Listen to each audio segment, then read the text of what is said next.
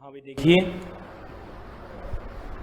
आज आपका CMA foundation का जो पेपर नंबर 3 दिया हुआ है, अभी आपको जो पेपर नंबर 3 दिया हुआ है CMA फाउंडेशन का, उसका एक बार फास्टली रिवीजन कर लेते हैं।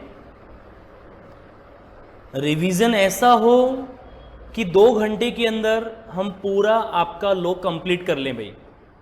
पूरा का पूरा लो क्या हो जाए, आपका कंप्लीट हो जाए। इस तरीके से अपने को पढ़ना है भाई। आपके एग्ज़ाम हैं CMA फाउंडेशन के, तो एक एक टॉपिक हम कवर कर लेते हैं। कौन कौन से टॉपिक आपके एग्ज़ाम में बनने वाले हैं, उन सब चीज़ों को देख लेंगे भाई आपके। तो आज आपका CMA फाउंडेशन का जो पेपर नंबर 3 है आपका लॉ एंड एथिक्स, वह स्टार्ट कर रहे हैं भाई। देखिएगा, सबसे पहली बात कर रहे हैं हम सिलेबस की। अगर सिलेबस की बात करें भाई, तो टोटल आपको पता है 4 चैप्टर हैं आपकी बुक में। टोटल 4 चैप्टर है भाई आपकी बुक में। एक चैप्टर जिसका नाम है इंडियन कॉन्ट्रैक्ट एक्ट 1872, एक चैप्टर का नाम है इंडियन कॉन्ट्रैक्ट एक्ट 1872। एक chapter sales of goods act 1930, negotiable instrument act 1881, और एक पोर्शन आपको दिया हुआ है एथिक्स का। टोटल 4 चैप्टर है आपकी पूरी ही बुक के अंदर।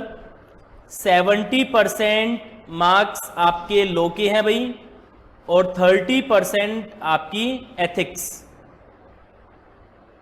30% क्या आपकी एथिक्स। तो आप बोल सकते हो लॉ एंड एथिक्स, आज ये पढ़ने वाले हैं हम। इसमें 4 चैप्टर हैं, 3 चैप्टर लॉ और एक चैप्टर एथिक्स का। जो फर्स्ट चैप्टर दिया हुआ है आपको इंडियन कॉन्ट्रैक्ट एक्ट 1872, ये आपका एक बेस चैप्टर है भाई। आपका ये बेस चैप्टर है, क्योंकि जो इंडियन कॉन्ट्रैक्ट एक्ट है आपका, जो 1872 दिया हुआ है आपको, इंडियन कॉन्ट्रैक्ट एक्ट 1872, ये 4 चीज़ों को इंक्लूड करता था। किस किस को? कॉन्ट्रैक्ट के बेसिक प्रिंसिपल्स, जनरल प्रिंसिपल्स बोल दो, एक सेल्स, एक स्पेशल कॉन्ट्रैक्ट और एक पार्टनरशिप। इससे 2 चीजें अलग हो गई, या 2 पोर्शन इसके अलग हो गए, एक सेल्स वाला, एक पार्टनरशिप वाला। सेल्स और पार्टनरशिप ने अपने अलग से एक्ट बना लिए भाई। पहले कौन गया? सेल्स वाला गया 1930, वो आपका पूरा चैप्टर दिया हुआ है, सेल्स ऑफ गुड्स एक्ट 1930। सब दूसरा पार्टनरशिप चला गया। 12th क्लास में आपने पढ़ी होगी भाई, इंडियन पार्टनरशिप एक्ट 1932। गए कहाँ से? निकल कर कहाँ से गए भाई? कॉन्ट्रैक्ट एक्ट से। तो एक चीज़ तो क्लियर हो गई कि साहब, अगर कॉन्ट्रैक्ट से निकल कर गए हैं, तो अगर हमारे को कॉन्ट्रैक्ट अच्छे से आ जाता है, तो इसका फायदा अपने को सेल्स में भी मिलेगा और आपको पार्टनरशिप में भी मिलेगा। पार्टनरशिप नहीं है फिलहाल सेल्स है, सेल्स में बेनिफिट मिलेगा। सबसे पहले तो आपके ये 3 राइट्स बता रखे हैं, बन सकता है MCQ बेस कि आपके पास 3 राइट्स होते हैं भाई। कौन कौन से राइट्स होते हैं? एक तो ह्यूमन राइट्स है, एक कॉन्स्टिट्यूशनल राइट्स, एक कॉन्ट्रेक्चुअल राइट्स। जो ह्यूमन राइट्स और कॉन्स्टिट्यूशनल राइट्स है, ये आपको मिलते हैं अभी पहले से ही, आपके अधिकार हैं ये। लेकिन एक होता है आपका कॉन्ट्रेक्चुअल राइट्स, ये मिलता नहीं है आपको, ये बनाना पड़ता है। इसमें जो भी राइट्स हैं आपके, वो बनाने पड़ते हैं भाई, अपने को कॉन्ट्रैक्ट करना पड़ता है। और अपने को यहाँ ह्यूमन राइट्स और कॉन्स्टिट्यूशनल राइट्स नहीं पढ़ना भाई, अपने को पढ़ना है कॉन्ट्रेक्चुअल राइट्स। अपने को क्या पढ़ना है? Contractual rights. हम यहाँ लॉ नहीं कर रहे हैं भाई, हम तो सब CMA के स्टूडेंट हैं। हमें तो एक लॉ की बेसिक नॉलेज होनी चाहिए। ह्यूमन राइट्स क्या होते हैं, कॉन्स्टिट्यूशनल राइट्स क्या होते हैं, इन सब चीज़ों से मतलब नहीं है। क्योंकि आपका जो लॉ है, वो लॉ फोकस करता है आपके मर्केंटाइल पे भाई, बिजनेस लॉ पे। देखिए, आपके जो लॉ है, इसके 4 पोर्शन कर रखे थे भाई। फर्स्ट पोर्शन कॉन्ट्रैक्ट में general principles, sales, special contract और पार्टनरशिप। आपकी सेल्स और जो पार्टनरशिप है, जो सेल्स और पार्टनरशिप है वो यहां से अलग हो चुकी है भाई। इसने अपने अलग से एक्ट बना लिए, अलग से। ये बोल दो कॉन्ट्रैक्ट एक घर है भाई, इस घर में 4 लोग रहते थे, एक तो जर्नल प्रिंसिपल्स, एक सेल्स, एक स्पेशल कॉन्ट्रैक्ट और एक पार्टनरशिप। इससे 2 लोग अलग हो गए, इन्होंने अपने एक्ट अलग से बना लिए, सेपरेट एक्ट बना लिए भाई, एक तो सेल्स वाला और एक पार्टनरशिप वाला। Sales 1930, partnership 1932। ठीक है। जो इंडियन कॉन्ट्रैक्ट एक्ट है आपका एप्लीकेबल कब हुआ? 1 सितंबर 1872। पूछ सकता है आपसे, डेट याद होनी चाहिए भाई। 1 सितंबर 1872 को एप्लीकेबल हुआ। पूरे इंडिया में एप्लीकेबल होता है, इंक्लूडिंग जम्मू और कश्मीर। आप तो ये बोल दो होल ऑफ इंडिया, पूरे इंडिया में एप्लीकेबल होता है।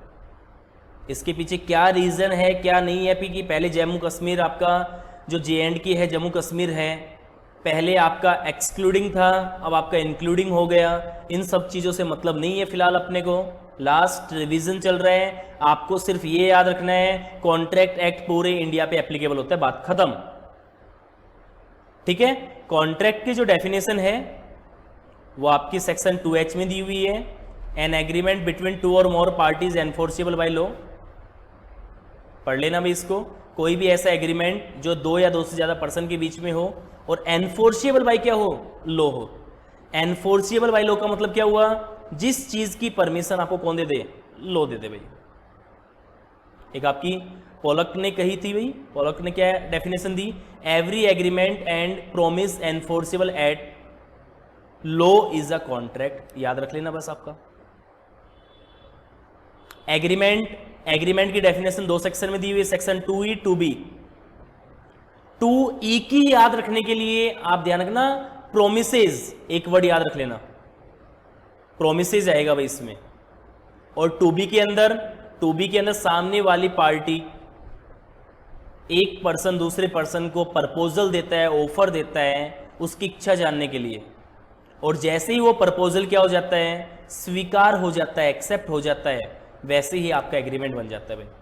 तो एक सेक्शन 2E, एक सेक्शन 2B एग्रीमेंट। ठीक है। आपसे अगर पूछ ले क्या सारे एग्रीमेंट कॉन्ट्रैक्ट होते हैं क्या? नहीं साहब, ऐसा जरूरी नहीं है। लेकिन कॉन्ट्रैक्ट के अंदर क्या इंक्लूड है? कॉन्ट्रैक्ट किसको इंक्लूड करता है भाई? सब कॉन्ट्रैक्ट इंक्लूड करता है आपका एग्रीमेंट को। कॉन्ट्रैक्ट बराबर आप क्या बोलोगे भाई? Agreement plus enforceable by law. कोई भी ऐसा एग्रीमेंट जो एनफोर्सेबल बाय लॉ हो। एनफोर्सेबल बाय लॉ का मतलब आप ये समझ लो जिस चीज की परमिशन आपको कानून दे दे, लॉ दे दे। और एग्रीमेंट भी जो 2 चीजों से मिलकर बनता है। एग्रीमेंट किस किस से मिलकर बना भाई? सब, एक तो आपका ऑफर हो और उस ऑफर के ऊपर क्या हो? एक्सेप्टेंस हो। तो ऑफर प्लस एक्सेप्टेंस, अगर ऑफर और एक्सेप्टेंस दोनों हो जाती हैं तो आप उसको एग्रीमेंट बोलते हो। तो ध्यान रखना कॉन्ट्रैक्ट के अंदर एग्रीमेंट इंक्लूड है, लेकिन एग्रीमेंट में कॉन्ट्रैक्ट इंक्लूड नहीं है। बन सकता है आपका एग्जाम में ऐसा पॉइंट। ठीक है भाई, आगे देखना आप। अब जो मेन पार्ट है इसका वो आइए essential elements of a valid contract. ऐसे कौन कौन से पॉइंट्स हैं भाई जो अगर आपके कॉन्ट्रैक्ट के अंदर होते हैं तो उसको वैलिड बना देते हैं। अगर इनमें से एक भी पॉइंट मिसिंग है मतलब वैलिड नहीं है। वैलिड नहीं है सब तो क्या है? वॉइडेबल हो सकता है, वॉइड हो सकता है, इलीगल हो सकता है, अनएनफोर्सेबल हो सकता है। सब क्या बता दिया आपने? ये सारे क्लासिफिकेशन होते हैं। अगला टॉपिक वही आएगा तो वहां से समझ आ जाएगा आपको। सबसे पहली बात, दोनों पार्टियों के बीच में क्या होना चाहिए? एग्रीमेंट होना चाहिए भाई। एग्रीमेंट सबसे पहला आपका एसेंशियल एलिमेंट्स है। तो सबसे पहले आप एग्रीमेंट होना चाहिए। एग्रीमेंट के बाद आपको बोल दिया भाई फ्री कंसर्न। फ्री कंसर्न का मतलब क्या हो गया? स्वतंत्र सहमति। जो भी आपकी एक्सेप्टेंस दी जाएगी, जो भी आपकी कंसर्न होगी, सहमति होगी, वो आपकी इच्छा से होनी चाहिए, बिना किसी दबाव के। अगर दबाव में आकर आप क्या करते हो, अगर दबाव में आकर आप कॉन्ट्रैक्ट करते हो तो ऐसा कॉन्ट्रैक्ट आपका वैलिड नहीं माना जाएगा। हो सकता है वॉइडेबल हो, जिसमें एक पार्टी एग्री हो एक नहीं हो, वो देखा जाएगा आपका जब क्लासिफिकेशन पढ़ेंगे। लॉफुल कंसिडरेशन, कंसिडरेशन का मतलब होता है समथिंग इन रिटर्न, बदले में कुछ ना कुछ। और लॉफुल का मतलब क्या हो गया, जो भी कंसिडरेशन है आपके और मेरे बीच में, मैं कार बेच रहा हूं, आप कार खरीद रहे हो, तो जो कंसिडरेशन है वो हमेशा लॉफुल होना चाहिए। कार बेचना खरीदना कोई गलत काम नहीं है भाई, लॉफुल हो सकता है आपका। ए बी को बोल रहे हैं कि सी का मर्डर कर देना, 50,000 रुपये दूंगा, 50,000 रुपये दूंगा, कंसिडरेशन तो है लेकिन लॉफुल नहीं है, होना चाहिए लॉफुल। पार्टीज आर कॉम्पिटेंट या कैपेबल, पार्टीज क्या होनी चाहिए भाई, कैपेबल होनी चाहिए। कैपेबल से मतलब क्या है, सब 18 साल से ज़्यादा, 18+, साउंड माइंड और लॉ के द्वारा qualified person, qualified by law. आप बोल सकते हो भाई लॉ के द्वारा क्वालिफाइड पर्सन। डिसक्वालीफाई नहीं होना चाहिए। डिसक्वालीफाई का मतलब जिसकी परमिशन लॉ नहीं देता है कि ये पर्सन कॉन्ट्रैक्ट नहीं कर सकते हैं। कौन हो सकते हैं वो पर्सन, सब तुरंत याद आया कि सब हो सकता है वो पर्सन आपका इंसॉल्वेंट हो, क्रिमिनल हो, कोई एलियन एनिमी हो, तो ये सब आपके क्या जाएंगे, जो कैपेबल नहीं है। लीगलिटी ऑफ ऑब्जेक्ट, ऑब्जेक्ट क्या होने चाहिए भाई, लीगल होने चाहिए। ऑब्जेक्ट क्या होने चाहिए आपके, लीगल, मतलब जिस उद्देश्य के लिए, जिस पर्पज के लिए कॉन्ट्रैक्ट किया है वो आपका लीगल होना चाहिए। लीगल रिलेशनशिप, लीगल रिलेशनशिप का मतलब क्या हो गया भाई, दोनों के बीच में जो एक रिलेशनशिप क्रिएट हो रही है वो कॉन्ट्रेक्चुअल होनी चाहिए भाई आपकी, सोशल एग्रीमेंट नहीं होना चाहिए। जैसे एग्जाम्पल के तौर पे बोल दिया, एक हस्बैंड अपनी वाइफ को बोलता है भाई कि मैं आपके बर्थडे पे नेकलेस ला दूंगा, नहीं लेकर आया नेकलेस, वाइफ कहाँ पहुंच गई, कोर्ट के अंदर केस कर दूंगे सब, आपने मेरे को धोखा दिया, आप बोल के गए थे कि नेकलेस लेकर आऊंगा, मैंने अच्छी खासी तैयारी की थी, पूरे मोहल्ले के अंदर बता दिया, अब बेइज्जती हो गई, सब इंसल्ट हो गई, मैं तो केस करूंगी। कोर्ट के अंदर जब केस गया तो कोर्ट ने बोला भाई आपका ये कॉन्ट्रैक्ट ही नहीं है, सोशल एग्रीमेंट्स हैं और उसकी यहाँ पर जगह है ही नहीं। जो भी एग्रीमेंट होगा वो आपका वॉइड डिक्लेयर नहीं होना चाहिए भाई, जो भी एग्रीमेंट होता है वो वॉइड डिक्लेयर नहीं होना चाहिए। वॉइड डिक्लेयर का मतलब स्टार्टिंग से ही क्या है, वॉइड है, हो ही नहीं सकता। अरे तो साहब आप ऐसा काम कर ही क्यों रहे हो, आप ऐसा एग्रीमेंट कर ही क्यों रहे हो, कॉन्ट्रैक्ट बना ही क्यों रहे हो जो हो ही नहीं सकता। तो वॉइड डिक्लेयर नहीं होना चाहिए। कुछ बातें ऐसी होती है जो स्टार्टिंग से वॉइड लग रही है कि भाई हो ही नहीं सकता।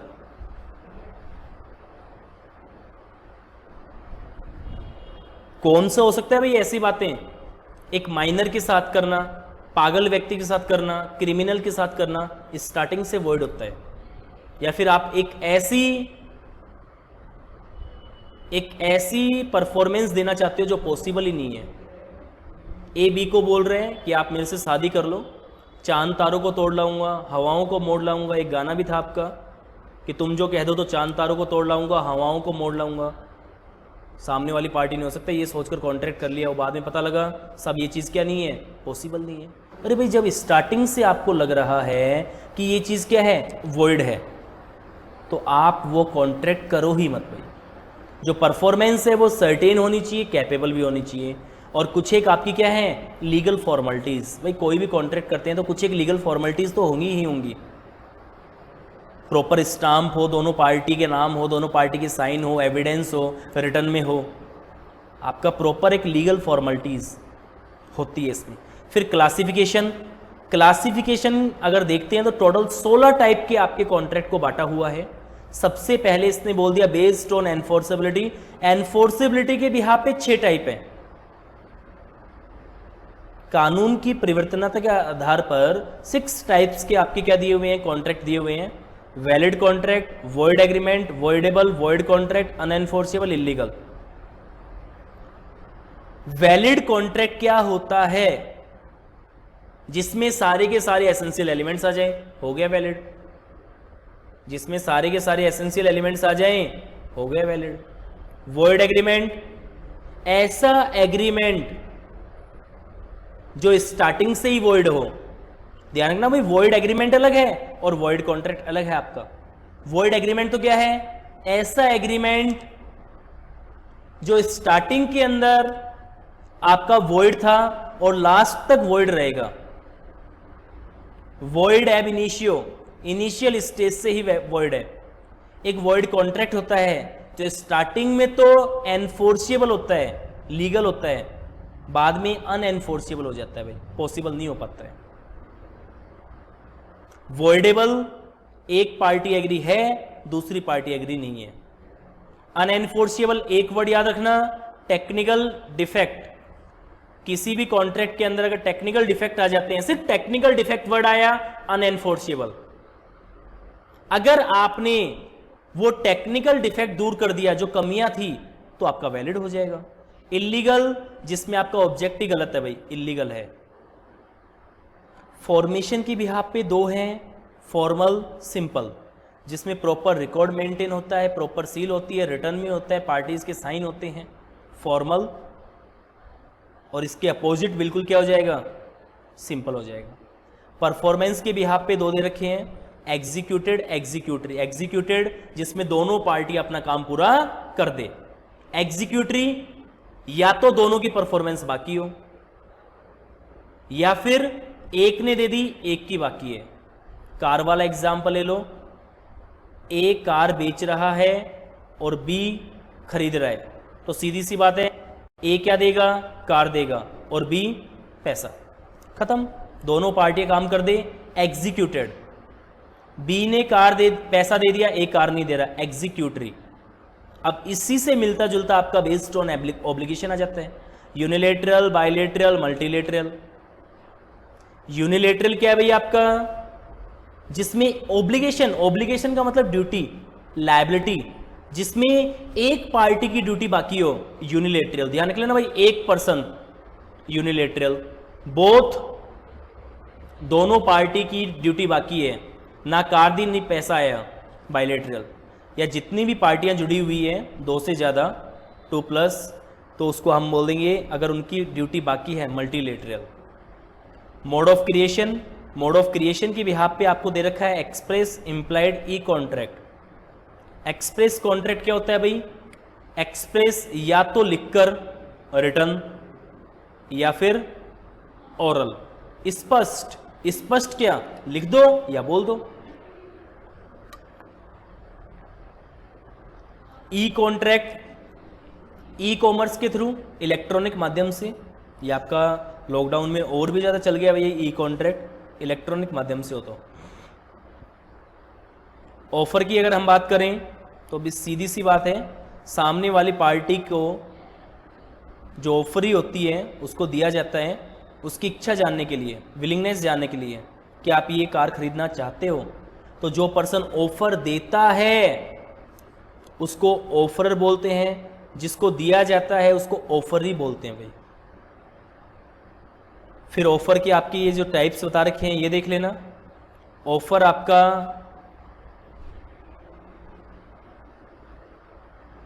ऑफर जो है आपका भाई स्पेसिफिक भी हो सकता है, जर्नल ऑफर भी हो सकता है, एक्सप्रेस ऑफर भी हो सकता है, इम्प्लाइड भी हो सकता है। और ऑफर और इन्विटेशन टू ऑफर क्या होते हैं? बिल्कुल अलग होते हैं। इनवाइट करते हो अगर आप किसी को तो आप लाइबल नहीं माने जाते हो भाई, ड्यूटी नहीं बनती आपकी। इन ऑफर के अंदर ड्यूटी बनती है, ऑब्लिगेशन बनती है कि अगर ऑफर दिया है तो पूरा करना पड़ेगा। फिर इसके रूल्स, वही बात आ गई, ऑफर एक्सप्रेस भी हो सकता है, इम्प्लाइड भी, जर्नल भी और स्पेसिफिक भी। स्पेसिफिक का मतलब एक पर्टिकुलर पर्सन को देना, जर्नल का एक लार्ज स्केल पब्लिक में देना। ऑफर एक लीगल ऑब्लिगेशन क्रिएट करता है भाई। ऑफर सर्टेन होना चाहिए, डेफिनेट होना चाहिए। इनविटेशन टू ऑफर से अलग होता है। ऑफर कम्युनिकेटेड होना चाहिए। ऑफर क्या होना चाहिए? कम्युनिकेटेड होना चाहिए, समझ में तो आए, संपर्क में तो आए आपके आपस में। कम्युनिकेशन ऑफ स्पेशल टर्म्स, सीधी सी बात है, कॉन्ट्रैक्ट के अंदर अगर आपकी कोई स्पेशल टर्म्स हैं तो उसको भी आप क्या करो? कम्युनिकेट करो। ऑफर जो है वो सामने वाली पार्टी की सिर्फ इच्छा जानने के लिए दिया जाता है भाई। ऑफर आपका अननेसेसरी ऑब्लिगेशन क्रिएट करने वाला नहीं होना चाहिए। अननेसेसरी ऑब्लिगेशन क्रिएट करने का मतलब क्या हुआ, या तो 7 दिन में आप जवाब दे देना कि आप मेरी कार खरीदना चाहते हो नहीं खरीदना चाहते हो, नहीं तो 8वें दिन में ये मान लूंगा आपने मेरी कार परचेज कर ली। आप जबरदस्ती उसके ऊपर अगर अननेसेसरी ऑब्लिगेशन डाल रहे हो तो ऐसा ऑफर आपका वैलिड नहीं माना जाएगा। क्या खुद खुद को ऑफर दे सकते हैं? नहीं दे सकते भाई, ऑफर के लिए एक सामने वाली पार्टी का होना जरूरी है। फिर एक्सेप्टेंस की बात है भाई। एक्सेप्टेंस क्या होती है? जो ऑफर आया था उसको स्वीकार कर लो, एक्सेप्टेंस हो जाएगी आपकी। और जैसे ही कोई ऑफर एक्सेप्ट हो जाता है वैसे ही आपका क्या बोल सकते हो भाई, एग्रीमेंट बन जाता है, और एनफोर्सेबल बाय लॉ हो तो कॉन्ट्रैक्ट बन जाएगा। अब ऑफर की भी कुछ एक एसेंशियल दी हुई है। Acceptance must B absolute and unqualified. Absolute का मतलब बिल्कुल सही, अनक्वालिफाइड का मतलब बिना किसी शर्त के, मतलब जो भी एक्सेप्टेंस दी जाएगी वो बिना किसी शर्त के होनी चाहिए। Acceptance must be communicated. जब ऑफर कम्युनिकेटेड था, समझ में आना चाहिए, तो एक्सेप्टेंस भी आनी चाहिए। Acceptance must be in a prescribe और रीजनेबल मोड। जो एक्सेप्टेंस है वो प्रिस्क्राइब और रीजनेबल मोड में होनी चाहिए आपकी। Acceptance must be given within a reasonable time. सीधी सी बात है भाई, जो एक्सेप्टेंस दी जाएगी वो एक रीजनेबल टाइम में आ जानी चाहिए, ऑफर के लैप्स होने से पहले। आपके पास मोबाइल पे मैसेज आता है आज ही रिचार्ज करें, 50 रुपए का पाएं 50 रुपए, वो ऑफर सिर्फ कब के लिए है? आज के लिए, जो भी डेट है। अगर एक बार ऑफर लैप्स हो गया, खत्म भाई ऑफर। क्या ऑफर से पहले एक्सेप्टेंस हो सकती है? क्या कभी नहीं हो सकती भाई, पहले ऑफर फिर एक्सेप्टेंस। एक्सेप्टेंस वो ही पर्सन दे सकता है जिसको ऑफर दिया गया है। एक बार अगर ऑफर रिजेक्ट हो गया तो आप उसको एक्सेप्ट नहीं कर सकते हो जब तक उसको रिन्यू नहीं करें। रिन्यू का मतलब फिर से मैसेज करना, फिर से ऑफर देना। कल वापस मैसेज आया मोबाइल पे कि आज फिर से रिचार्ज करें 50 का और 50 रुपए पाएं, तो आप बोलोगे रिन्यू वाला आ जाएगा आपका। इसके अलावा रिवोकेशन ऑफ एक्सेप्टेंस, इसके अलावा क्या है भाई आपकी revocation of acceptance. Revocation of acceptance का मतलब क्या हुआ भाई आपका?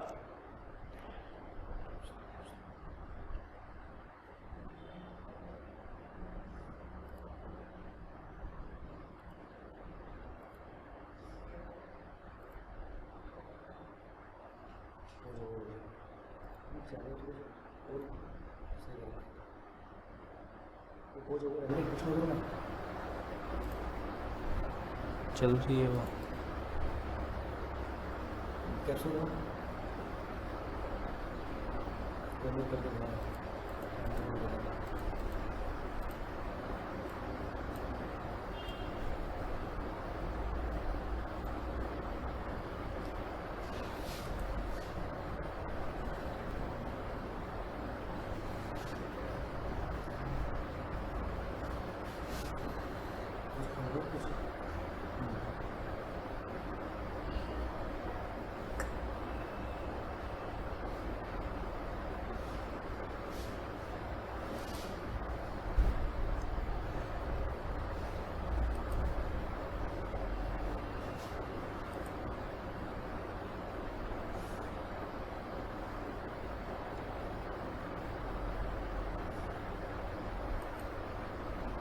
हाँ भी देखिए,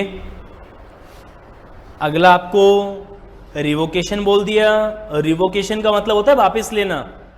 क्या आप अपने एक्सेप्टेंस को वापस ले सकते हैं? ले तो सकते हैं, लेकिन इसका एक टाइम पीरियड होगा भाई कि आप कब तक अपने एक्सेप्टेंस को वापस ले सकते हो। और एक चीज ध्यान रखना भाई, 100% आपके एग्जाम में बनता है रिवोकेशन से क्वेश्चन, और थोड़ा टेक्निकल बनता है भाई आपका। रिवोकेशन होती क्या है? नाम से थोड़ा सा डरना मत भाई। रिवोकेशन का सीधा सा मतलब है टेकिंग बैक, वापिस लेना। मैंने साहब आपको जल्दबाजी में क्या दे दी? एक्सेप्टेंस दे दी। या मैं बोलूं कि मैंने ऑफर दे दिया, अब साहब मेरे को ऑफर समझ में नहीं आ रहा, मैं उस ऑफर को वापस लेना चाहता हूं, या अपनी एक्सेप्टेंस को वापस लेना चाहता हूं। कब तक एक्सेप्टेंस को वापस ले सकते हो? कब तक ऑफर को वापस ले सकते हो? इसके लिए नीचे एक एग्जाम्पल दिया हुआ है, आपकी बुक से ही देख लीजिए तुरंत। भाई एक्स है, एक्स वाई को क्या देता है? ऑफर देता है। और ये ऑफर वाई के पास पहुंच गया 12 तारीख को। तो ध्यान रखना भाई, आपसे अगर पूछ ले ऑफर कंप्लीट कब माना जाता है, तो आप सीधा सा बोल देना ऑफर कंप्लीट माना जाता है जब सामने वाली पार्टी की नॉलेज में आ जाए। अगर सामने वाली पार्टी की नॉलेज में आ गया ऑफर कंप्लीट। एक्सेप्टेंस कब कंप्लीट मानी जाती है, अब सुनना, वाई के पास जो ऑफर आया था 12 को, उसने 15 तारीख को इसके ऊपर अपनी सहमति देनी चाहिए भाई कि हाँ साहब मैं आपके ऑफर को एक्सेप्ट करती हूँ। और ये जो एक्सेप्टेंस है वो उसके पास पहुंच गई 18 तारीख को। ये एक्सेप्टेंस कब पहुंच गई उसके पास, 18 तारीख को, मतलब 15 तारीख को उसने एक एक्सेप्टेंस का लेटर डाला, मान लो पोस्ट ऑफिस में।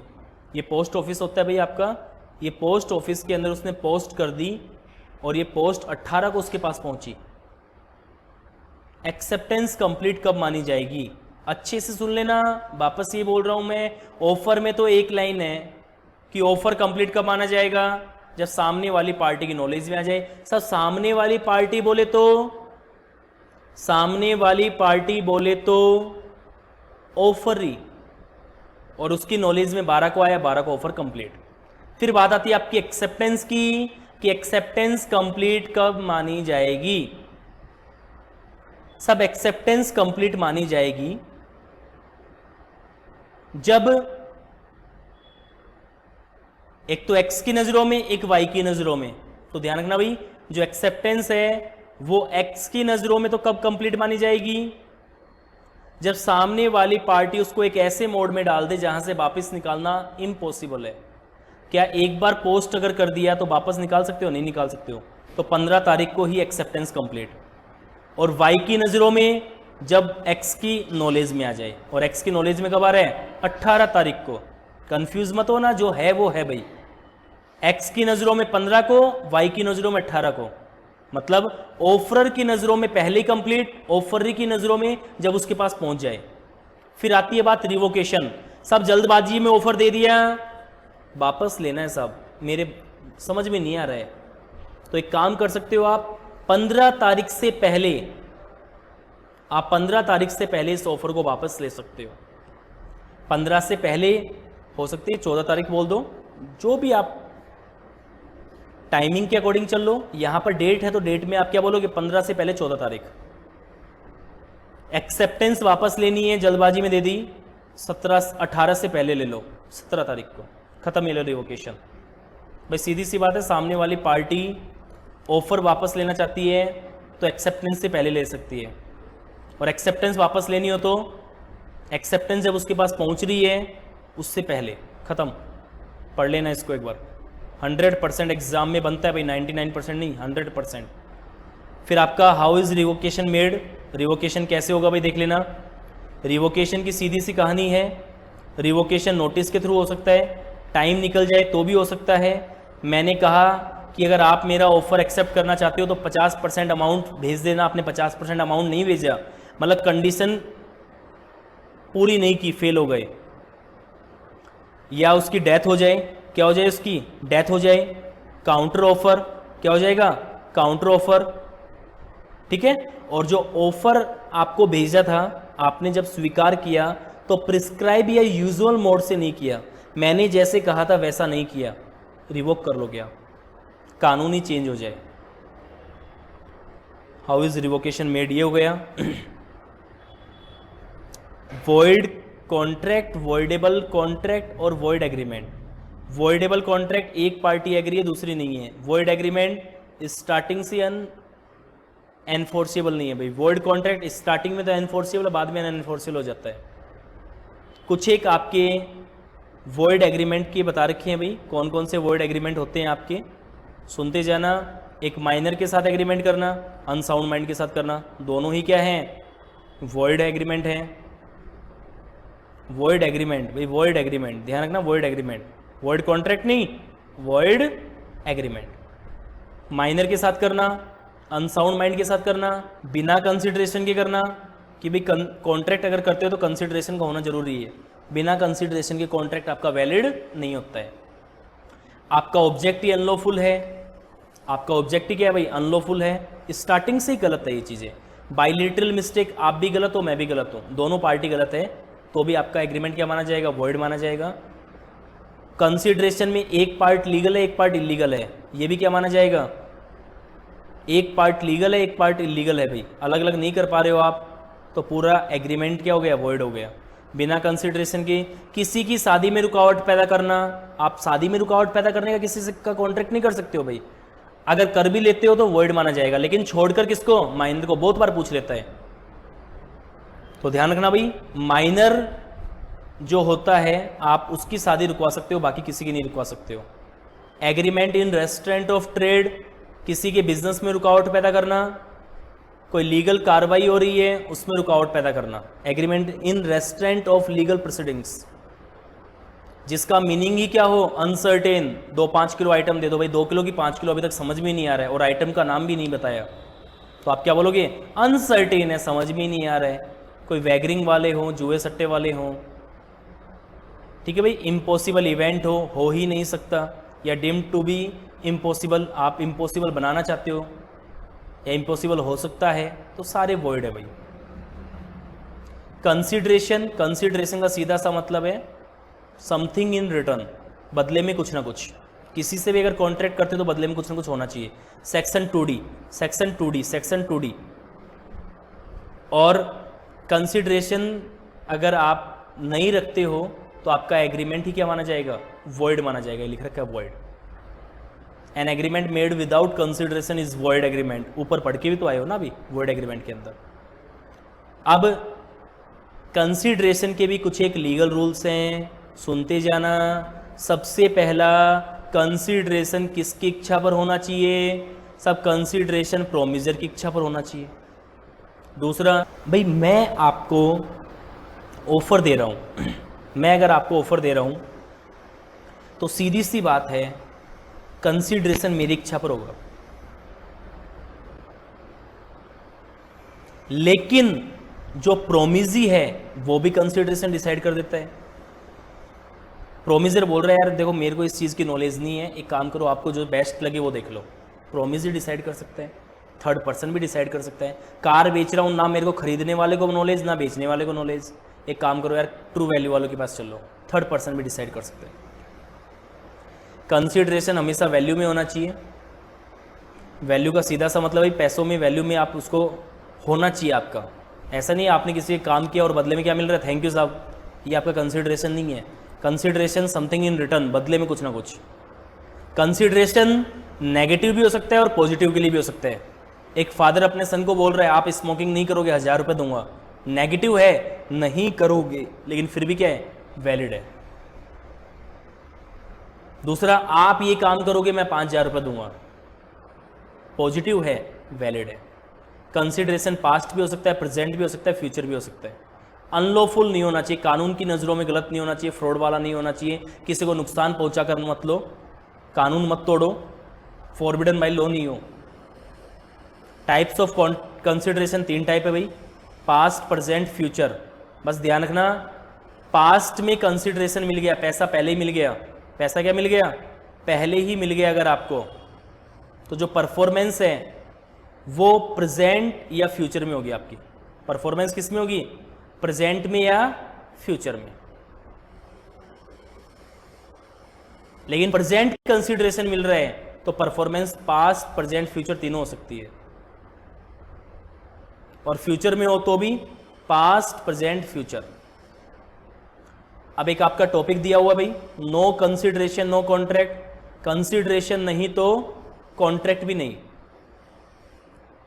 कंसिडरेशन नहीं तो कॉन्ट्रैक्ट भी नहीं, ठीक है भाई, ध्यान रखना भाई।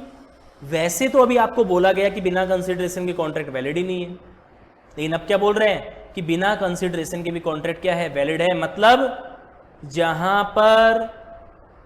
जहां पर आपका लो होता है वहां पर आपके एक्सेप्शनल केस भी होते हैं, अपवाद भी होते हैं, वही आपका ये है। कुछ एक एक्सेप्शनल केस हैं जिनमें आप क्या बोलते हो कि बिना कंसिडरेशन के भी कॉन्ट्रैक्ट क्या माना जाएगा, वैलिड माना जाएगा। और इसका एक जर्नल रूल है भाई, बहुत बार एमसीक्यू बेस बन जाता है आपका ये, एक्स न्यूडो पैक्टो नॉन ऑडिटर एक्शन, जिसका मतलब an agreement made without consideration is void. पढ़ लेना भाई, इस चीज़ को अंडरलाइन कर लेना, बनता है एग्जाम में, बनता है भाई। अब एक्सेप्शनल केस देखना, किसी के साथ नेचुरल लव है तो नेचुरल लव के केस में कंसिडरेशन ऐसा जरूरी नहीं है। आप अपनी इच्छा से क्या दे रहे हो, सर्विस दे रहे हो भाई, मेरी इच्छा है मैं सर्विस दे रहा हूँ, बिना कंसिडरेशन की हो सकती है। टाइम बैरिड डेब्ट, समय बीता हुआ पैसा चुका रहे हो आप, पहले कोई पैसा आपका खत्म हो चुका था, बैड डेट्स हो चुका था, अब आप उसको पे कर रहे हो, आप अपनी इच्छा से गिफ्ट दे रहे हो। एजेंसी, प्रिंसिपल और एजेंट के बीच में कंसिडरेशन ऐसा जरूरी नहीं है। गारंटी, ए ने बी को एक गारंटी दी कि आप सी को माल बेचो और कोई दिक्कत आएगी, आप सी को माल बेचो, अगर कोई भी दिक्कत आती है तो पैसा मैं दूंगा। गारंटी देना किसी की, जो गारंटी देता है उसको हम श्योरिटी के नाम से जानते हैं। किसके नाम से जानते हैं? श्योरिटी। तो इसको कंसिडरेशन नहीं मिलता है भाई। आपने देखा है कोई गारंटी देने वाले को कंसिडरेशन नहीं मिलता है। रिमिशन, लेसर परफॉर्मेंस, पहले आपने 70% कॉन्ट्रैक्ट तो पूरा कर दिया था, पैसा पूरा ले लिया था 100 का, लेकिन आपने 70 किया, बचा हुआ 30 अब कर रहे हो, क्या वापस पैसा देना है, क्या लेना है? नहीं, सब कुछ नहीं करना। ये हो गया आपका नो कंसिडरेशन नो कॉन्ट्रैक्ट, पढ़ लेना, बनते हैं। एक आपका आ जाता है doctrine of privity of contract, तो इसका भी सीधा सा मतलब है कॉन्ट्रैक्ट के अंदर वही पर्सन केस कर सकता है जो कॉन्ट्रैक्ट की पार्टी है। थर्ड पर्सन कॉन्ट्रैक्ट की पार्टी के ऊपर केस नहीं कर सकते हैं भाई, थर्ड पर्सन नहीं कर सकता है। तो थर्ड पर्सन अगर नहीं कर सकता है तो सीधी सी बात है भाई, उसको हम doctrine of privity of contract, stranger to contract, इनके रूल्स हैं भी आपके। अब कुछ एक जहां लॉ होती है वहां एक्सेप्शनल केस तो होते हैं।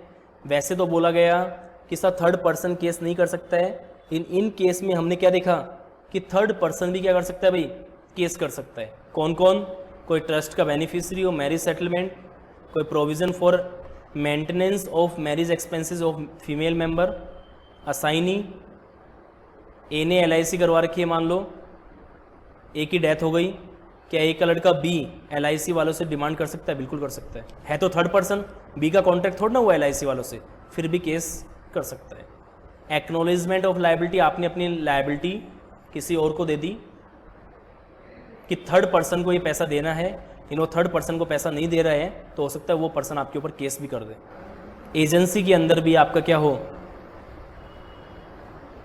एजेंसी के अंदर भी आपका क्या हो भाई, कंसिडरेशन हो, ऐसा भी जरूरी नहीं है।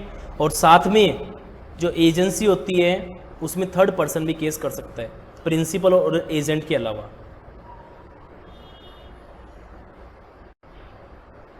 इसके अलावा छोटा सा टॉपिक और आ गया आपका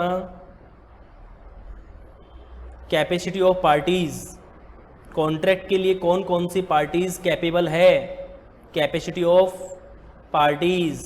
तो सुनना भाई, या तो आप ऐसा बोल दो कि इन लोगों को छोड़कर हर एक पर्सन कॉन्ट्रैक्ट कर सकता है। किस किस को छोड़कर? माइनर को छोड़कर, अनसाउंड माइंड को छोड़कर और डिस्क्वालिफाइड बाई लो को छोड़कर हर एक पर्सन कॉन्ट्रैक्ट कर सकता है। माइनर को छोड़कर, अनसाउंड माइंड को छोड़कर, डिस्क्वालिफाइड बाई लो, इनको छोड़कर हर एक पर्सन कॉन्ट्रैक्ट कर सकता है। अब आइए माइनर की कहानी। माइनर कौन होता है? जो 18 साल से कम हो, और इसकी डेफिनेशन किसने दी थी? Indian majority act 1875। कोई भी ऐसा पर्सन जो 18 साल से क्या हो, कम हो, माइनर कहलाएगा। डेट याद होनी चाहिए एक्ट की। एक्ट का नाम क्या था? Indian majority act 1875।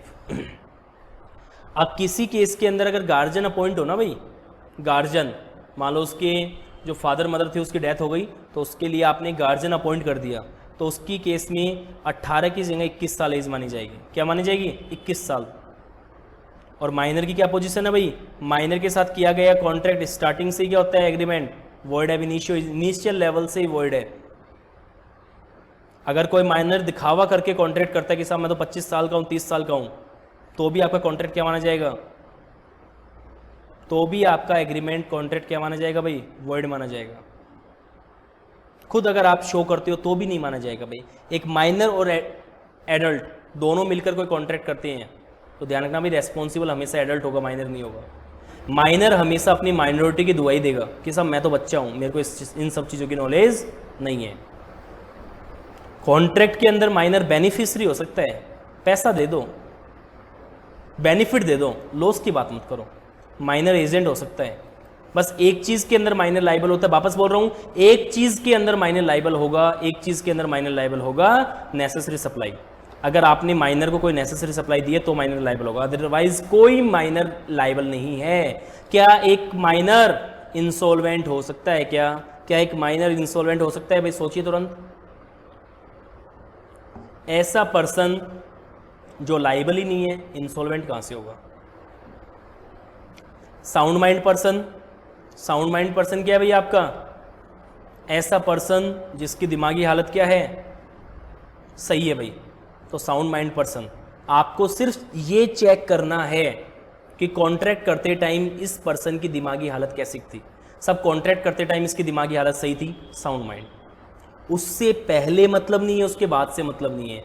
एक पर्सन ऐसा है जो 24 घंटे में 23 घंटे तो पागल है और 1 घंटे क्या हो गया? सही हो गया। लो भाई, सही लिख दिया मैंने और सही के दौरान कॉन्ट्रैक्ट कर लिया, कॉन्ट्रैक्ट वैलिड है। कुल मिलाकर आपको सिर्फ क्या चेक करना है? कॉन्ट्रैक्ट के दौरान क्या था? सही था, सही है। एक डिस्क्वालीफाइड बाय लो। कौन कौन डिस्क्वालीफाइड पर्सन है? एक तो दिया हुआ है एलियन एनिमी, विदेशी शत्रु। अगर विदेशी शत्रु के साथ अगर आप कोई कॉन्ट्रैक्ट करते हो, मान लो इंडिया चाइना की लड़ाई की बात चल रही है, आपकी वॉर की बात चल रही है और आप उनके साथ कॉन्ट्रैक्ट कर रहे हो, गवर्नमेंट ने आपको रोक रखा है कि नहीं साहब कॉन्ट्रैक्ट नहीं कर सकते हो, फिर भी अगर करते हो तो डिस्क्वालीफाइड है भाई ये। कोई फॉरेन एम्बेसडर्स, विदेशी जो मान लो आपके राजदूत होते हैं, कन्विक्ट्स कोई अपराधी, इंसॉल्वेंट, कंपनी और कोई ड्रंकन पर्सन, हैबिचुअली किस में रहता है? नशे में रहता है, बूजर टाइप का, तो वो पर्सन भी आपका कॉन्ट्रैक्ट करने के लिए कैपेबल नहीं है। फ्री कंसन, स्वतंत्र सहमति, कोई भी अगर आप कॉन्ट्रैक्ट करते हो तो उस कॉन्ट्रैक्ट के अंदर आपकी जो सहमति है वो बिल्कुल फ्रीली होनी चाहिए। अगर आप कोई भी कॉन्ट्रैक्ट करते हो तो उसके अंदर आपकी जो कंसर्न होती है वो कंसर्न बिल्कुल क्या होनी चाहिए भाई? फ्रीली होनी चाहिए, बिना किसी के दबाव में। दबाव में अगर आप कंसर्न करते हो, सहमति देते हो, तो वो 5 हो सकती है। कैसे कैसे? एक दिया हुआ है कॉर्शन। कॉर्शन का मतलब होता है फिजिकली टॉर्चर करना, मारना, पीटना, डराना, धमकाना, कॉर्शन। अंडू इन्फ्लुएंस क्या होता है? अंडू इन्फ्लुएंस के अंदर आप उसको मेंटली टॉर्चर करते हो। मेंटली आपका और सामने वाली पार्टी का रिलेशन ही ऐसा है जिसमें आप उसको मना कर ही नहीं सकते। कुछ एक पार्टी हैं जो अंडू इन्फ्लुएंस में आती हैं, कुछ नहीं आती हैं। पार्टीज़ के नाम याद होना बड़ा ज़रूरी है, एग्ज़ाम में बनती है वही बातें। Fraud, misrepresentation, mistake. Section 15 coercion, section 16 undue influence, section 17 fraud, 18 misrepresentation, 20, 21, 22 mistake. क्योंकि मिस्टेक के अंदर हम देखेंगे कि मिस्टेक 2 टाइप की होती है, लॉ की गलती, फैक्ट की गलती। फिर लॉ में भी 2 होता है, इंडियन लॉ की, फॉरेन लॉ की, वो सारी चीज़ें पढ़ेंगे। ठीक है भाई। कॉर्शन हमने देखा, मेंटली क्या कर, सॉरी फिजिकली क्या करना? टॉर्चर करना, मारना, पीटना, डराना, धमकाना। अंडू इन्फ्लुएंस आपका और सामने वाली पार्टी का एक फिड्यूसरी रिलेशनशिप है, नज़दीकी संबंध है, जिसमें आप उसको मना नहीं कर पा रहे हो भाई। मेरे को नहीं पता कि ये चीज़ सही है कि गलत है, लेकिन सामने वाली पार्टी ने बोला है तो मेरे को ये काम करना पड़ेगा भाई। सामने वाली पार्टी ने बोला है तो मेरे को ये काम करना पड़ेगा। रिलेशन ही ऐसा है। एक फादर ने अपने सन को बोला कि भाई तेरे को ये काम करना है, मेरे को नहीं पता सही है कि गलत है, करना पड़ेगा भाई, पापा ने बोला है। देखना कौन कौन सी अब पार्टी है आपकी भाई जो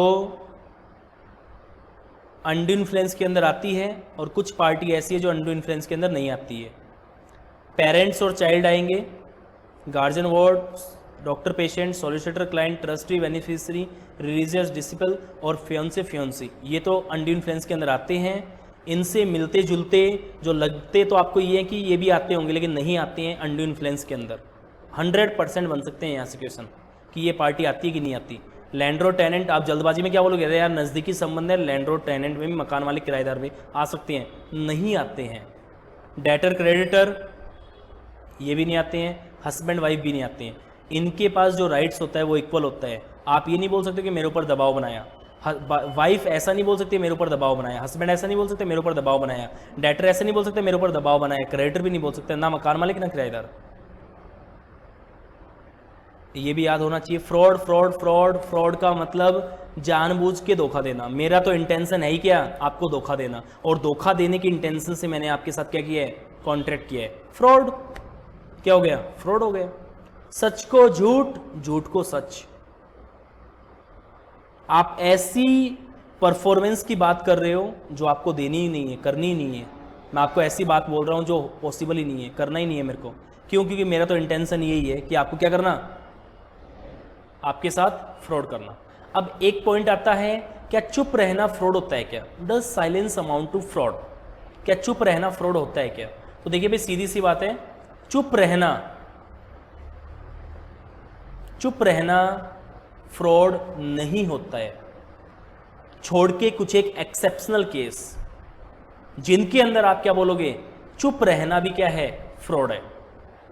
एक तो जहां आपका बोलना ड्यूटी बनता था, when there is a duty to speak, आपकी ड्यूटी बनती थी बोलने की, इन फिर भी अगर आपने नहीं बोला तो सीधी सी बात है आप फ्रॉड करना चाहते हो। या फिर आपका चुप रहना ही किसके बराबर है, आपका चुप रहना ही किसके बराबर है भाई, बोलने के बराबर है। ये देख लेना आप, ठीक है भाई।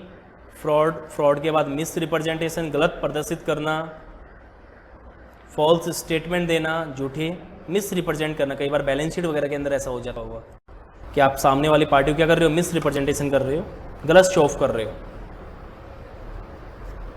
तो गलत अगर शो ऑफ करते हो तो उसको मिस रिप्रेजेंटेशन का नाम देते हैं। फिर आपका एक आता है मिस्टेक। मिस्टेक को एक चार्ट के थ्रू समझा रखा है, समझिए उसको। मिस्टेक जो होती है वो दो टाइप की दी हुई है। मिस्टेक से 100% क्वेश्चन बनते हैं भाई, 99% नहीं। देखिए मिस्टेक क्या है, मिस्टेक, मिस्टेक का मतलब क्या हो गया भाई, गलती। मिस्टेक का मतलब गलती, जानबूझ के कि अनजाने में, नहीं सब जानबूझ के तो फ्रॉड होता है। मिस्टेक क्या होती है, अनजाने में। दो टाइप की, मिस्टेक ऑफ लॉ और मिस्टेक ऑफ फैक्ट। लॉ की गलती, फैक्ट की गलती। लॉ की गलती, फैक्ट की गलती। फिर लॉ में भी दो, Indian law, foreign law. Indian law की गलती एक्सक्यूजेबल नहीं है भाई। इंडिया में रहकर आप ऐसा नहीं बोल सकते हो साहब मेरे को इस चीज़ की क्या नहीं थी, नॉलेज नहीं थी, मेरे से गलती हो गई। नहीं साहब, अगर इंडिया में रहकर इंडिया के कानून के साथ गलती करते हो, गलती गलती मानी जाएगी, वैलिड है। इन विदेशी कानून के साथ आप बोल सकते हो वॉइड है, एक्सक्यूजेबल है भाई। मेरे को इतनी नॉलेज थोड़ी ना, पूरे वर्ल्ड की नॉलेज थोड़ी ना भाई, हो गई गलती फॉरेन लोग, तो आप उसको क्या बोलोगे, एक्सक्यूजेबल है भाई आपकी। एक आपकी फैक्ट के अंदर बाइलेटरल और एक है यूनिलेटरल। बाइलेटरल में भी दो, बाइलेटरल मिस्टेक का मतलब दोनों पार्टी गलत है। बाइलेटरल मिस्टेक का मतलब दोनों पार्टी गलत है, और यूनिलेटरल का मतलब एक पार्टी सही है, एक पार्टी गलत है। तो यूनिलेटरल मिस्टेक, एक से गलती हो जाए वैलिड है, दोनों से हो जाए वॉइड है। इसमें भी सब्जेक्ट से रिलेटेड गलती और पॉसिबिलिटी ऑफ परफॉर्मेंस, इम्पॉसिबल, जो चीज़ हो ही नहीं सकती, वॉइड है भाई। और सब्जेक्ट मैटर में कोई एग्जिस्टेंस से रिलेटेड, कोई आइडेंटिटी से रिलेटेड, कोई प्राइस से रिलेटेड, कोई टाइटल से रिलेटेड, कोई क्वांटिटी से रिलेटेड, कोई क्वालिटी से रिलेटेड, ये आ जाएगा आपका। ठीक है भाई। इसके अलावा जो इम्पॉसिबिलिटी ऑफ परफॉर्मेंस था, इसमें एक फिजिकल इम्पॉसिबल और एक लीगल इम्पॉसिबल। एक फिजिकली 5 मिनट में जयपुर से दिल्ली जाकर वापस आ सकता हूं, फिजिकली इम्पॉसिबल। कोई लीगल इम्पॉसिबल, कानूनी उस चीज को पॉसिबल नहीं मांगता है। फिर आपका एक आता है क्वासी कॉन्ट्रैक्ट और एक आता है कॉन्टिजेंट कॉन्ट्रैक्ट। क्वासी कॉन्ट्रैक्ट क्या होता है भाई, ऐसा कॉन्ट्रैक्ट जो आप एग्रीमेंट के थ्रू नहीं बनाते हो, it is imposed by law, law के द्वारा इम्पोज किया जाता है भाई। थोपा जाता है, आपके ऊपर लागू किया जाता है, तो उसको आप क्या बोलते हो? Quasi contract. ऐसा कॉन्ट्रैक्ट जो आप बनाते नहीं हो, कानून आपके ऊपर लागू करता है। एक होता है कॉन्टिंजेंट कॉन्ट्रैक्ट। कॉन्टिंजेंट कॉन्ट्रैक्ट क्या होता है भाई? ऐसा कॉन्ट्रैक्ट जो हो भी सकता है और नहीं भी हो सकता है, जो हो भी सकता है और नहीं भी हो सकता है, contingent contract. Quasi contract, contingent contract. Quasi contract की कहानी सीधी सी, ऐसा कॉन्ट्रैक्ट जो इम्पोज्ड बाय लॉ है, जैसे इसमें बता भी दिया आपको, एग्रीमेंट नहीं होता है भाई, फीचर्स में देख लेना, इम्पोज्ड बाय लॉ होता है, एग्रीमेंट के थ्रू नहीं होता है। यहाँ पर जो पेमेंट करना है वो आपकी ड्यूटी बनती है। पेमेंट हमेशा इंटरेस्टेड पर्सन करेगा और सामने वाली पार्टी सिर्फ मनी के रूप में कुछ लेगी। आप जैसे कंप्लीट कॉन्ट्रैक्ट के अंदर केस कर सकते हो, ऐसे यहाँ भी केस कर सकते हो। सब समझे नहीं हम क्वासी कॉन्ट्रैक्ट का मतलब क्या होता है? भाई क्या होता है, मान लो कोई माल डिलीवर होना था, वो माल डिलीवर होना था मिस्टर ए को, और माल की डिलीवरी ले ली मिस्टर बी ने। माल की डिलीवरी किसने ले ली? मिस्टर बी ने, और बी ने उसको कंज्यूम कर लिया, काम में ले लिया। ठीक है भाई, तो सीधी सी बात है, सामने वाली पार्टी ने अगर उसको यूज में लिया है, खाया पिया है, तो पेमेंट करना पड़ेगा। क्वासी कॉन्ट्रैक्ट है ये। ठीक है, टाइप्स ऑफ क्वासी कॉन्ट्रैक्ट देखना भाई क्या क्या है। Claim for necessary supply. Necessary supply के लिए अगर एक माइनर है, माइनर बोल नहीं सकता, कुछ भी है, मान लो रीजन है, तो हम क्या बोलते हैं भाई, वैसे तो लाइबल नहीं होता है वो, लेकिन अगर नेसेसरी सप्लाई दिया तो लाइबल होगा। पेमेंट इंटरेस्टेड पर्सन करेगा। नॉन ग्रेजुएटर्स का मतलब होता है विद कंसिडरेशन। अगर आपने कंसिडरेशन के साथ बेनिफिट लिया है, अगर आपने कंसिडरेशन के साथ बेनिफिट लिया है विद कंसिडरेशन, तो पेमेंट करना पड़ेगा, आपका क्वासी कॉन्ट्रैक्ट है। Responsibility of finder of goods, माल मिल गया, आपकी रेस्पॉन्सिबिलिटी है भाई। मनी पेड बाय मिस्टेक और अंडर कोर्शियन, अगर आपने गलती से किसी को पेमेंट कर दिया कोर्शियन के अंदर, तो आपका वो आ जाएगा भाई। ठीक है, ये आपका क्वासी कॉन्ट्रैक्ट हो गया भाई। क्वासी कॉन्ट्रैक्ट के बाद अगला क्या है भाई, देखते हैं। कॉन्टिंजेंट, ये आपको बता ही दिया, हो भी सकता है नहीं भी हो सकता है भाई, फ्यूचर इवेंट पे डिपेंड करता है। फ्यूचर इवेंट पे ए बी को बोल रहे तेरे घर में आग लग गई, 50,000 दे दूंगा। आग का लगना या ना लगना, आग का लगना या ना लगना, कंटिंजेंसी है भाई। आग लग भी सकती है और नहीं भी लग सकती है। Contingent contract. Essential of contingent contract, क्या क्या एसेंशियल है भाई? कुछ हो भी सकता है नहीं भी हो सकता, टू डू और not to do something. Event हमेशा फ्यूचर का होगा, हैपनिंग भी और नॉट हैपनिंग भी।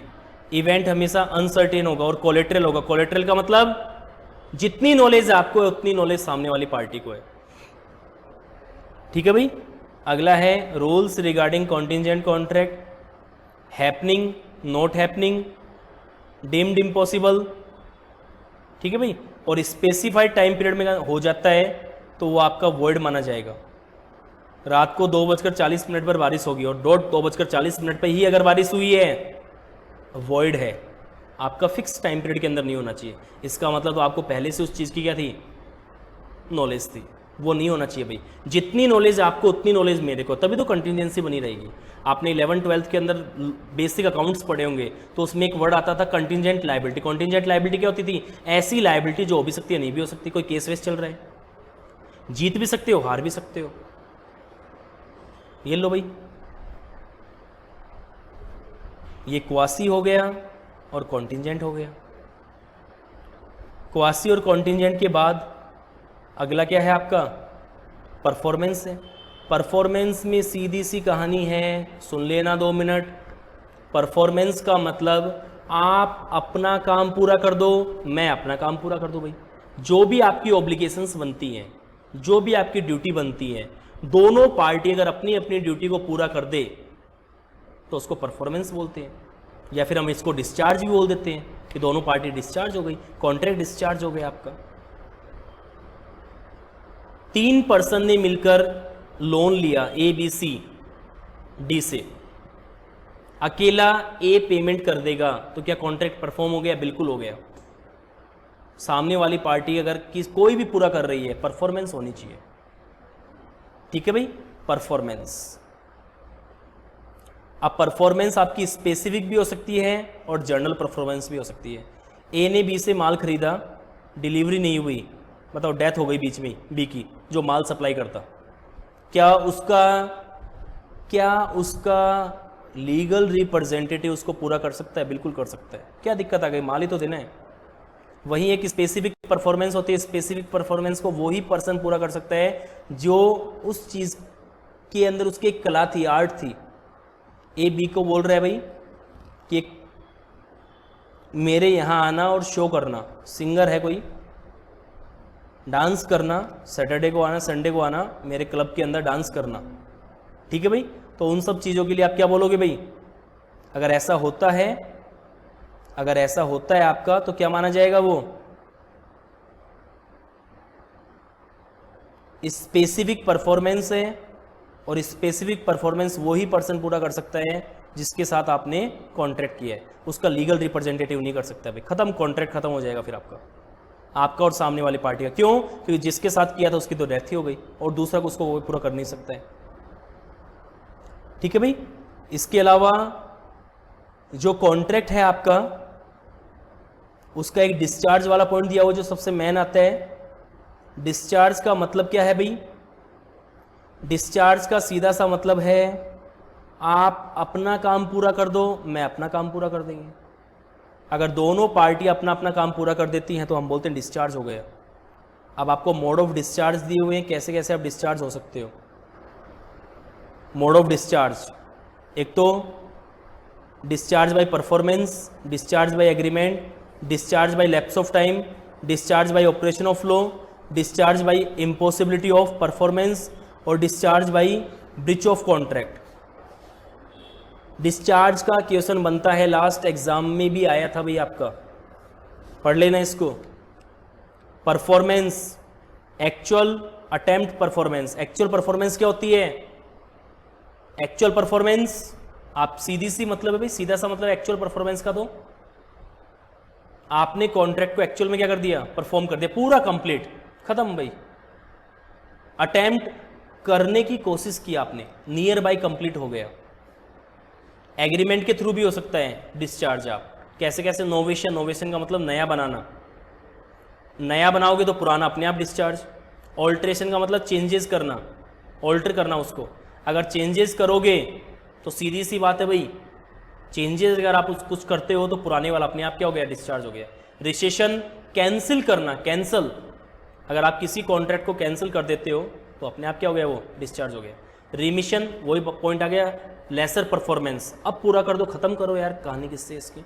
वेवर, त्याग करना, मैं अपनी इच्छा से किसी को बोल रहा हूँ, मैं मान लो आपके 100 रुपये मांगता हूँ, आज से मेरे को 100 रुपये मत देना, आपने उसको डिस्चार्ज कर दिया, पूरा कॉन्ट्रैक्ट डिस्चार्ज।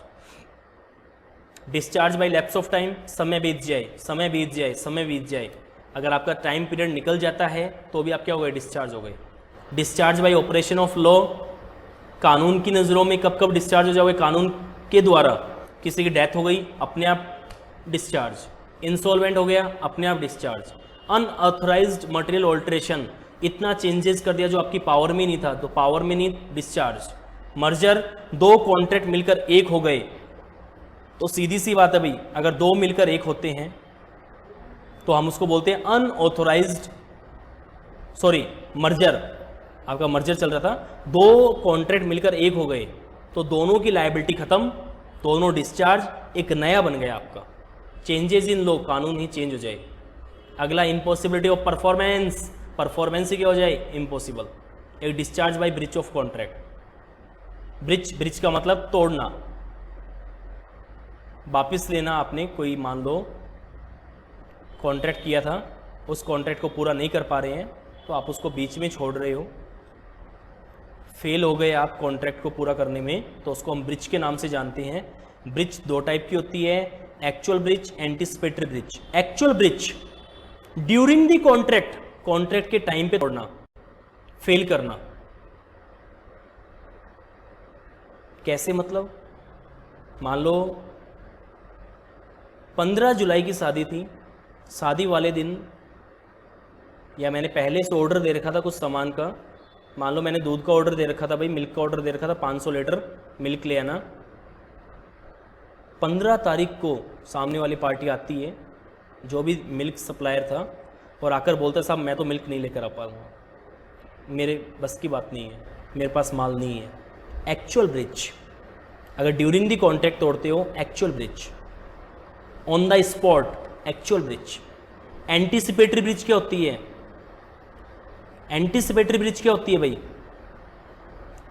एंटीसिपेटरी का मतलब हो गया आपका कॉन्ट्रैक्ट के परफॉर्म होने से पहले तोड़ देना, जिससे सामने वाली पार्टी अरेंजमेंट कर लेती है। तो एक्चुअल ब्रिज के अंदर पेनल्टी ज़्यादा होगी, एंटीसिपेटरी ब्रिज के अंदर पेनल्टियाँ कम होंगी भाई, कि आप व्यवस्था कर लोगे पहले से, जो भी क्लेम है वो तो मांगोगे।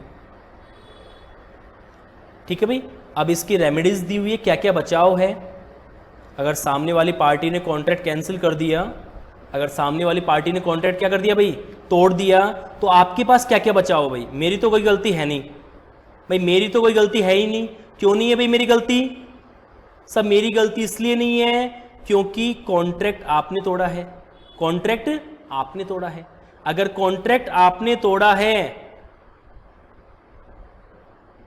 तो आपको उसके बदले में जो नुकसान हुआ है वो देना पड़ेगा। तो आप कॉन्ट्रैक्ट कैंसिल करते हो तो सामने वाली पार्टी केस कर देगी, डैमेज के लिए केस कर दोगे। क्वांटम मेरिट, जितना काम उतना दाम भाई, जितना काम हो उतना दाम ले लो आपसे, बात खत्म। स्पेसिफिक परफॉर्मेंस है उसके लिए भी आपको कंपनसेशन करना पड़ेगा, केस कर सकते हो आप, शू फॉर इंजंक्शन। बहुत बार आपको लो ही क्या कर देता है, इन सब चीज़ों के लिए मनाही कर देता है कि आप ये काम नहीं कर सकते हो। लो ने आपको एक बार थोड़े दिन के लिए रोक दिया भाई, आप ये काम नहीं करोगे, तो वो आपका शू फॉर इंजंक्शन आ जाएगा। ये आपका कॉन्ट्रैक्ट एक्ट बिल्कुल कंप्लीट होता है, कॉन्ट्रैक्ट एक्ट 1872 बिल्कुल कंप्लीट होता है। सबसे अच्छा तरीका, जो भी बैक साइड के क्वेश्चंस हैं एक भी नहीं छोड़ना है। इसके अलावा पास्ट ईयर के जो भी क्वेश्चंस आए हुए हैं उनको भी नहीं छोड़ना है भाई, एग्जाम में यहीं से बनना है, कोई नई बात निकल कर नहीं आएगी। बाकी बहुत सी चीज़ें मैंने आपको करवाई हैं, आप कोशिश करना इनको करने की भाई। बाकी कोई पॉइंट रह भी जाता है आपका, तो वो जब क्वेश्चंस करोगे तो उससे कवर हो जाएगा आपका। तो आपका ये इंडियन कॉन्ट्रैक्ट एक्ट 1872 बिल्कुल कंप्लीट है। 40 मार्क्स का आपका चैप्टर आता है भाई एग्जाम में, इंडियन कॉन्ट्रैक्ट एक्ट 1872। तो आज आप इंडियन कॉन्ट्रैक्ट एक्ट 1872 अच्छे से पढ़ेंगे भाई। इसके बाद अगला क्या पढ़ने वाले हैं हम? Sales of goods act 1930, sales of goods act 1930। Total 4 chapter हैं। जितना टाइम कॉन्ट्रैक्ट में लगा है उतने टाइम पीरियड के अंदर तो तीनों चैप्टर हो जाएंगे आपके। जितना टाइम पीरियड किस में लगा आपको? कॉन्ट्रैक्ट में, उतने टाइम पीरियड में तो तीनों चैप्टर ही क्या हो जाने हैं, अब कंप्लीट हो जाने हैं। ठीक है भाई। अगला chapter sales of goods act 1930, ये स्टार्ट करेंगे भाई।